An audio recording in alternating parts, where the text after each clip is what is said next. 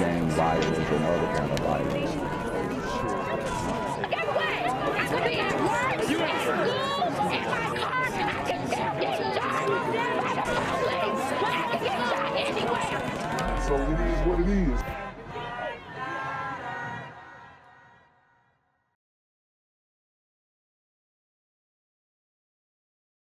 What's good, Shadow Realm? It's a Black Gen Z Mindset. Make sure you go ahead and like, comment, share, subscribe, and let's get into the video. Questions pertaining to red flag laws are rising following the arrest of a man accused of shooting at a Memphis TV station, then barricading himself in a business. Good evening and thanks for joining us. I'm Stephanie Skurlock. And I'm Greg Hurst. In court today, a judge ordered Jarrad Nathan to undergo a mental health evaluation. And here we go. They're already giving this super gremlin on demon time, the mental health excuse. And this excuse is going to continue to hurt the community overall, because you have these people who might get some type of special treatment because they are a nut job, allegedly, because these brothers, they're smart enough to play dumb in court, even though they know exactly what they're doing. And he will be released on an OR bond and back in the streets to terrorize the people of Memphis once again. I mean, it really is like that. I mean, even the guy who ended up deleting Young Dolph was released on an OR bond after only serving less than half of his time, and he shot inside of a bowling alley. So it's safe to say that you're not going to really get punished in these areas. Nathan's family tells us he has been suffering from mental health issues, although we also discovered he was once a licensed security guard allowed to carry a gun. Tonight, Tennessee's governor is weighing in on red flag laws in the state of Tennessee. Here's our Shay Arthur. Following the chaos that unfolded off Highland, today in court, Jarrad Nathan, accused of shooting at Fox 13 News, mentioned he was once a security guard. We checked with the state and found license details for someone with the same name listed as an armed security guard, that license expiring in 2021. Armed security guard requirements in the state of Tennessee require someone not to be declared incompetent by mental defect or disease. Following the barricade situation at a Highland restaurant, many have commended crisis negotiators for their work with Nathan, whose family told WREG he was suffering from a mental health episode. But there's now questions as to how he got a gun in the first place. Tennessee Governor Bill Lee has called for strengthening order of protection laws, calling for a special session following the Covenant school shooting. We all believe that we should find a way to separate those who are of a dangerous mental condition, who are a danger to themselves or to others, from having access to weapons. I have asked the General Assembly to look at multiple ways to do that. The call for the session surrounding strengthened gun laws has seen pushback from fellow Republican lawmakers. State Representative Tori Harris, who represents the district where the shooting happened, was on scene yesterday. I do think that it calls for urgencies for a special session, although I wish we would have addressed everything during regular session. Shay Arthur. So my thing is, they think that they're going to be able to just create some gun law, and that's going to keep these violent idiots from getting these weapons. But anybody who is going to commit a crime doesn't care about the laws. So the logic is extremely flawed. WREG, News Channel 3. And as far as the special session goes, it will most likely happen after July 4th. An exact date has not been finalized. We also asked the district attorney's office and Memphis police how Nathan obtained the gun he used yesterday. So far, we have not heard back. Why a man shot into Fox 13 yesterday afternoon, Chico, sending people into a panic. Such a scary situation. It lasted several hours, and we're even hearing from the suspect's mother this morning. We have Action News 5 Cindy Gray live on the Highland Strip this morning. And Cindy, a lot of focus is on the man's mental health. Good morning. Hey, good morning to you, Andrew and Ariana. That's exactly right. So this morning, I'm actually at UB's. This is where that standoff ended just moments after that shot was fired over at Fox 13. It was a very intense moment, scary moments for the people who work just feet away. So we've heard from Memphis police. They tell us the man accused is 26-year-old Jarrad Nathan. He fired a single shot into Fox 13, and luckily no one was injured. That bullet did hit a desk, though. So shortly after, police say Nathan went to a nearby restaurant, that's UB's where we are, and he barricaded himself inside while on Facebook Live, demanding that he be able to speak with a reporter. So, woo, and these super gremlins are going to Facebook Live to vent. So if you want to know what these super gremlins on Demon Time are up to, just go to Facebook Live and you will see all of the shenanigans and debauchery going on. It's really quite telling. So several businesses in this area actually went into lockdown, and University of Memphis students were put on alert, being asked to avoid this area. So Memphis police say Nathan was taken into custody after 1 p.m. after crisis negotiators got him to turn himself in. And his mother did arrive on scene, saying that this actually all stemmed from him being shot months ago. I've been praying for my son since I had him. Now I got to do what the Lord want me to do, and I got to take care of my son. Now I got to put my foot in the trenches and do what he needs to be done, and I got to take care of. So that's his mama, and she's saying that she got to take care of her son and do what needs to be done and all this other stuff. But where were you when he was spinning the block on this news station? See, a lot of this is the part of single motherhood they don't tell you about. Their inability to raise productive citizens of society. And we'll hear more from Mama later on. So Nathan's mother also tells us that she hadn't spoke to her son in months, but she says that his actions yesterday were a cry for help. Now he is charged with aggravated assault and reckless endangerment. Another note I wanted to make folks aware of this morning is that when we heard from Memphis police during that press conference, they did make it a point to say that they would work on getting Nathan the mental health care that he needs. I'm live here on the Highland Strip. Sydney Gray, Action News 5. Today, the gun violence plaguing our city has touched our home here at Fox 13. We come to you tonight in gratitude that no one, of course, was hurt. And we want to walk you through what happened. This surveillance video that we have is from our lobby. A man came to our station on Highland, wanted to tell his story. Instead, he fired a single gunshot through our front door.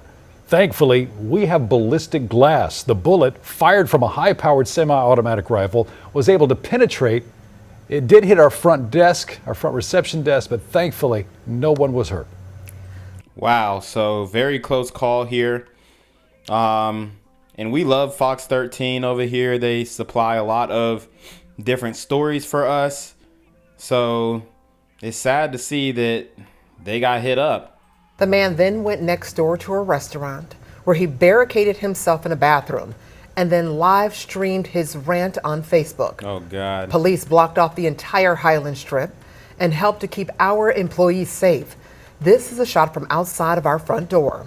Now, eventually, police were able to talk him out and then take him into custody.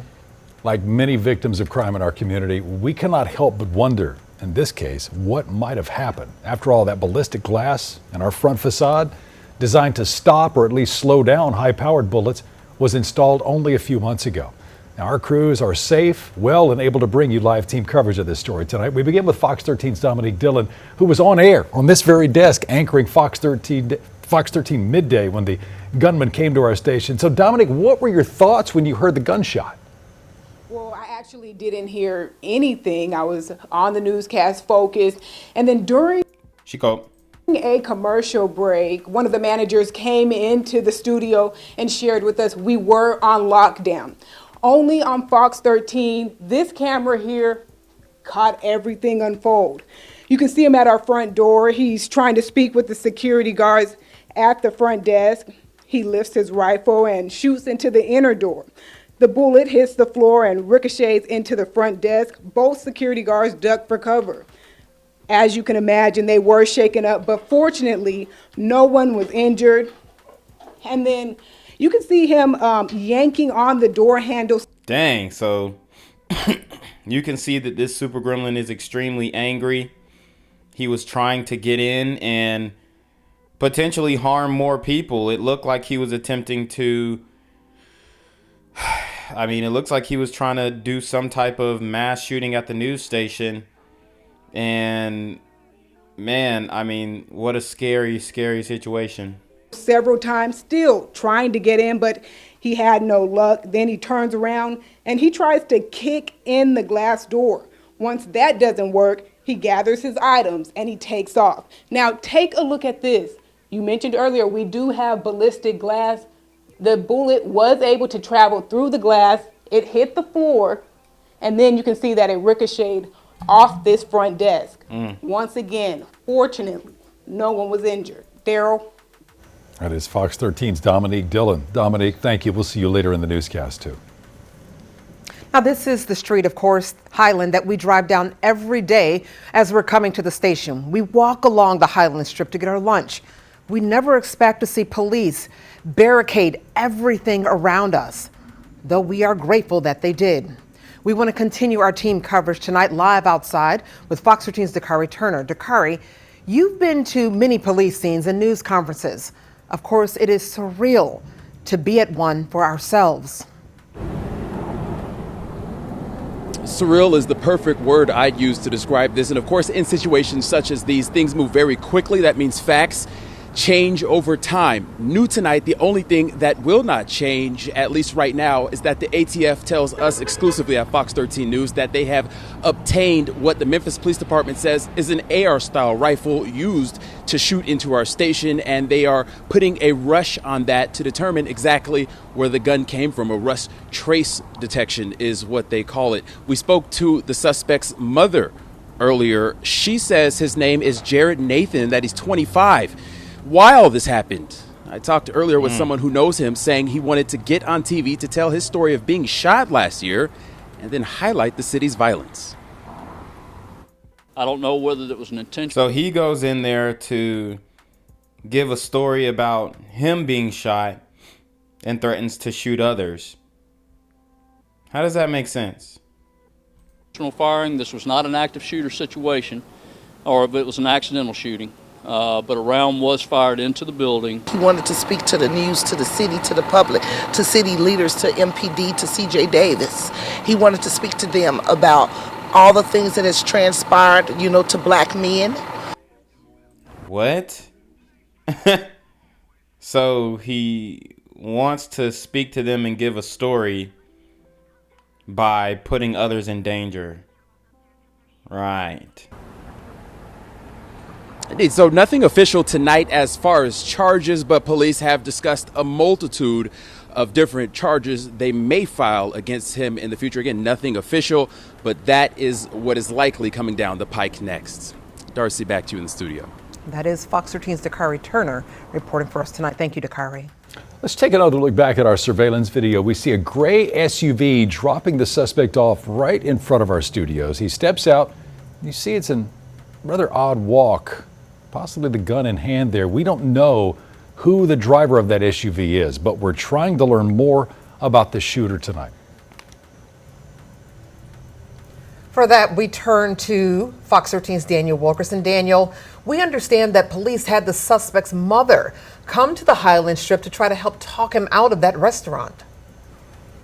Daryl and Darcy, good evening to you. Good evening to you at home. Yes, that's exactly right. For you, the viewer at home, you know the look of a concerned mother. That's the look that you will see when you look into the eyes of the mother of the alleged shooter. She says that her son had been struggling for a while now. She says recently, just 2 months ago, he had been shot 8 times, but she says really his struggle started well before that. Before we go to the video, I want to show you this. If you were watching earlier, you saw it. The gunman was held up in a restaurant. Folks, I want to give you a live look at that restaurant. You're taking a look right now at Odysse. It's right here just off of Highland, a place that is frequented by students. We understand employees report that the gunman was held up in the restroom of this restaurant for quite a while. That restaurant at this hour is closed, but take a look at this. The mother of the alleged shooter, she identifies her son as 25-year-old Jarrad Nathan. She says she got the call from from her daughter that her son was indeed involved in a situation here just off of Highland. She says although she didn't know this was possible, she says she knew that he had been fragile mentally for quite a while, and she says now attention turns to getting her son help. This is the mother of the alleged shooter, Marsha Mckinney, in her own words. All we can do is pray. I've been praying for my son since I had him. Now I got to do what the Lord want me to do, and I got to take care of my son. Now I got. Well, it takes more than just prayer. It actually takes raising him as well. How about that? To put my foot in the trenches and do what he needs to be done. Now, when I arrived into the area this afternoon, the alleged shooter had not been taken into custody, and I saw a man who identified himself as the father of the alleged shooter. As we bring you back out live again, you are taking a live look at the front of Ubi's, that restaurant that was involved in this incident. Now, as I mentioned... So it sounds like Pops pulled up to clear his name. When I arrived, I saw a man who identified himself as the father of the alleged shooter. He was there with the woman who they say is the alleged shooter's stepmother. They spoke with police. Police were able to use them in a certain capacity. I will talk about that capacity coming up at 5:30. Daryl. That is Fox 13's Daniel Wilkerson live, literally next door to our studios. Thank you, Daniel. You know we have an extremely loud voice in this community. It's something that we take very seriously. And because of that, the shooter came to our studios to share his message. Again, a responsibility that we bear. But when we turned him away, that's when he chose to go to Facebook Live to speak. Fox 13's Mandy Rock is joining us in our studio tonight, sharing what we can about that message. Mandy. Well, police say the suspect barricaded himself in a bathroom at Ubi's restaurant about 100 yards from our station. That's when he made this 16-minute Facebook live stream, which generated thousands of views and comments before it was taken down. In it, you can hear him tell officers he wants to talk to, quote, the news people because he has some information he would like to share. When officers asked what that information was, he didn't give an answer. Officers also asked him to slide his gun out of the bathroom, but he did not comply. Take a listen. I need to talk to the news people. I need to talk to the news people. I got some information I need to get let out. Man. Brothers, man, we are down bad. This is not it. It never has been. Never has been. Okay? I need to talk to the news people. I got some information. I got some information that needs to get across the world. That got me surrounded. I'm not doing shit. I'm not doing shit. I need one of y'all to come here now. I ain't sliding shit out. I ain't sliding shit out. And I got backup on the way. You talking about? Now, a woman who lives behind... He said he ain't sliding ish out, and he's got backup on the way. F you talking about? So he was basically saying that he had people on retainer who were willing to spin the block for him. This is not okay. And this is something the community takes too much pride in. Ubi's restaurant let me get into her backyard so we could record video when officers took the suspect into custody. And around 1:30, the officers led him out of the restaurant and into an ambulance. I'll have more from his Facebook Live at 6. Daryl Darcy. That is Fox 13's Mandy Rock reporting. Now, as soon as the shot was fired, our employees all sheltered inside of the station. Then police cleared everyone outside into a secured back parking lot. One of our teammates stood out this afternoon, our production manager. He spoke with the shooter. For that, we turn to Fox 13's Kate Berry tonight. Kate. Darcy, it was a normal morning here at Fox 13. I'm standing in the breaking news center near our assignment desk, which is the very heart of the newsroom. Now, once that shot rang out, employees all around me took cover in the newsroom, and then police evacuated the building. We want to show you that video. Look, these are Fox 13 employees in the parking lot behind our station. They weren't sure exactly what was going on at that time. You can see in that parking lot, they still worked to gather whatever information they could about the shooting. But before that shot was fired, production manager Ron Crawford actually encountered the suspect outside the station. He said, well, God's told me that I need to tell the world a message. And I'm like, okay, what's the message? No, I need to come in. I said, no, you can't come in, but I can take your message. What's your name? So he gave me his name. I asked him to spell his name, like we do. And he did. And then I saw that he still had the weapon on him. And I told him, I said, I asked you before, we can't do this, so we can't have this conversation. He said, no. He took it out, took the cartridge out of it, and was going to sit in, he first said, can I give you this? Put it in your car, and we can talk. I said, no, I can't take your weapon. And as he was going to, I assumed, to set it down, some more individuals came out of our newsroom doors into the lobby area and said, get away from him. He's shot into the building. And that's when I was made aware that he had shot in the building. Ron told us he did not hear the shot, but he could sense that perhaps this person could be a danger to the newsroom, so he wanted to keep him calm and engaged while police got to the scene. Darcy? That is Fox 13's Kate Beery reporting tonight. Thank you so much, Kate. Yo, what's good, BGZM News 17 family? I'm at the corner of Jesse Jackson and Marcus Garvey, and I got some bad news for you. As you can see, I lost my job. I'm out here living in cardboard boxes outside of boarded up vacant homes. YouTube said I'm done getting money out here in these streets. They even took my funky ass suit. So anything right now would help. So go ahead and hit that Cash App, hit that PayPal, hit that GoFundMe. Hell, cop the merch. Or if you want to make the long-term commitment to the Jinquavius Jackson Fund, join the Patreon so that I can continue to put out top-notch content each and every day. Also, check out the Rumble, where there is absolutely no censorship. Link in the description box below. Hey, yo, ain't that nigga Jinquavius? Yo, I recognize. No, that's not me no more. Hey, yo, run your pop. Y'all tell me what they say. Do the opposite of Antonio Brown and take all What your more do you want from me? Tuesday, a man identified as Jarrad Nathan Jr. was wheeled away on a stretcher following an hours-long standoff. Wednesday, Nathan was being wheeled into court. Bro, why is he being treated like he's some type of... like he can't walk, bro? Get this man standing up on his feet and walk his behind in the court with handcuffs on.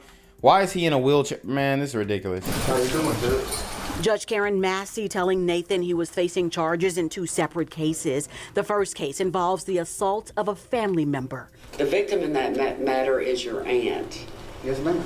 So he assaulted his own aunt. These super gremlins are on demon time. You're to have no contact with her while this is pending, okay? Yes, ma'am. Not at all. The judge asking if Nathan had a gun permit. Yes or no? I had one before I had got shot. I was a security guard. We checked. State records suggest someone named Jarrad Nathan Jr. was indeed a licensed armed security guard until the license expired in March of 2021. Bond was set at $25,000. In the second case, Nathan is accused of firing a shot into Fox 13 and then barricading himself inside Ubies. Bond was set at $250,000. He says he cannot afford that or an attorney. I'm dead broke. Then a question for the judge. He said he's dead broke. Judge. No, sir, you can't. This is significant because Tuesday, Nathan's own father told us his son was attempting to meet with the media to tell his story, a story that remains. So mama and daddy are out of pocket on this one. Remains unknown. Still, he tried again. What question did you have? You said I can tell my story. You can. I've appointed you an attorney, and someone's going to talk to you shortly, okay? We're just waiting on an attorney to be assigned. In the final order of business, a mental evaluation was ordered. As for the man who was wheeled into court, in lockup is where he will remain. Again, after he told a judge he cannot afford bond. That mental evaluation has been requested, and he is set to go back before the judge in 2 weeks. A story will continue following. Reporting outside the Criminal Justice Center, Jarrad Patterson, WREG, News Channel 3. And Nathan is set to be back in court on May 17th. We're not going to do a lot of talking. I understand. We're going to do a lot of praying. I know this is hard. Walk us through. Did you get a phone call? Or, yeah. Okay, did he call you or from did somebody my else? Okay. From my door. And what did she tell you, madam? That my son was in front of Channel 13, and he was shooting at the police and stuff. He was shooting at the police and stuff. Where do we hear that from before? My son got shot 8 times about 2 months ago. Now, I work. So he got shot 8 times 2 months ago. Work a lot. But my daughter said that my son is going to need some help. So, if this is the attention that my son is drawing, then his mama going to get him some help. Today. So now mama is ready to get him some help after he's facing a decade in prison. A little too late, mama. Just a little bit too late. I've been told you. Sisters, come get your kids. You see this ambulance? He could be on that ambulance. What message would you want to say to him if you could talk to him right now?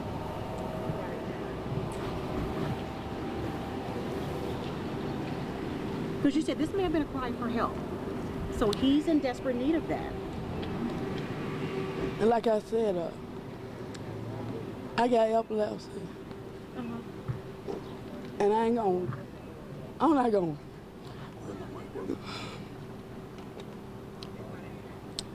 Fathers need to be fathers today. Fathers need to step up and be fathers today. So fathers need to step up. Okay. But are the women creating a space for the fathers to be able to step up? Okay. Are the sisters keeping amicable relationships with their baby daddies? Are they securing commitment before they pop out these cheering? This is a reflection of what his daddy should have been. You teach your boys how to be men. They need their fathers. If they not at home with their sons, no matter who they're around, girlfriend or whatever, these boys need their daddies. I've been with my husband since I was 13 years old. My child has been raised in an orderly fashion. Money. So she said her child was raised in an orderly fashion. She was with her husband since 13, which how old was hubby? When did you have the child? I mean, it's a whole bunch of issues going on. But I raised our children. My son has had everything he wants. But now, we got to go to the root. And the root is that my son. What message was he trying to? I don't know, because I ain't seen my son. Okay.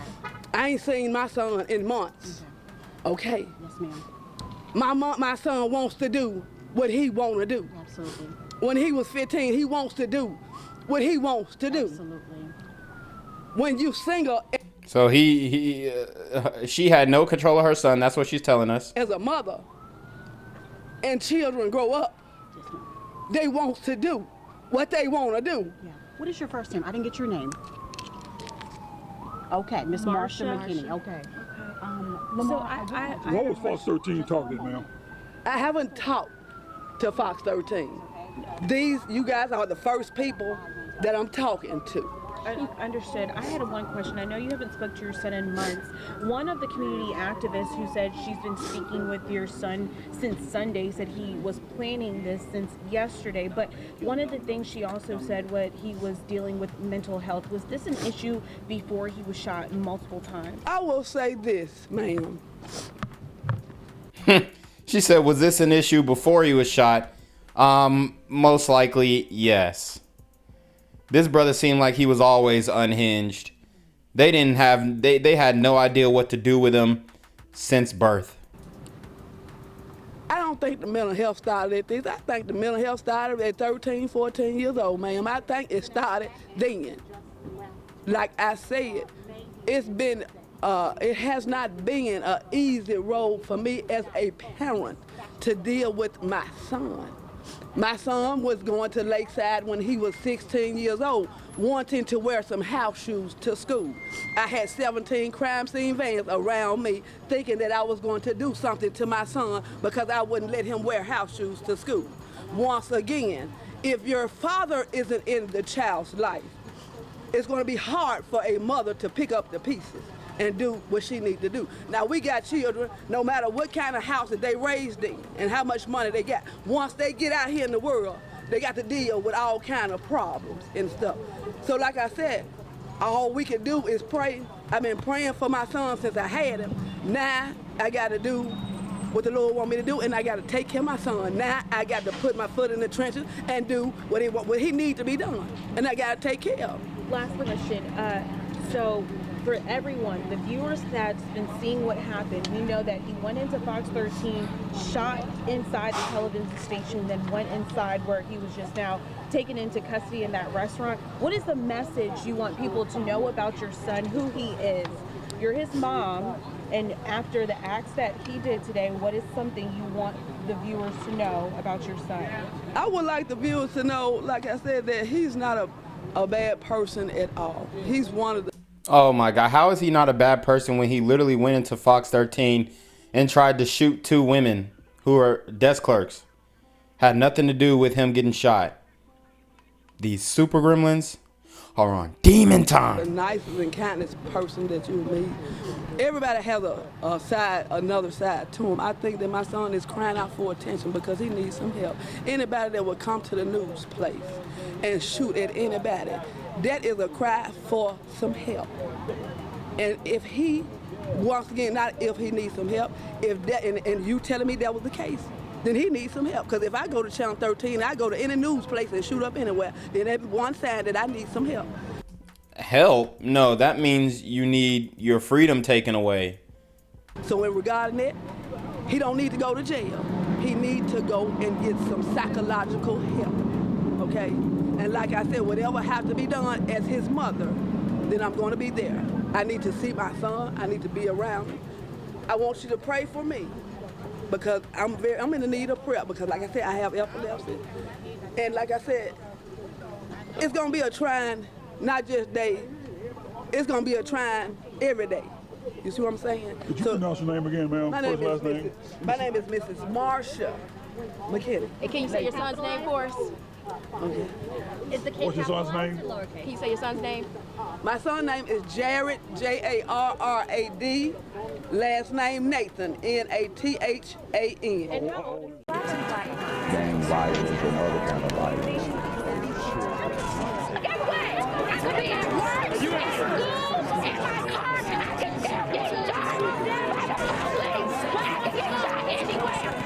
So it is what it is.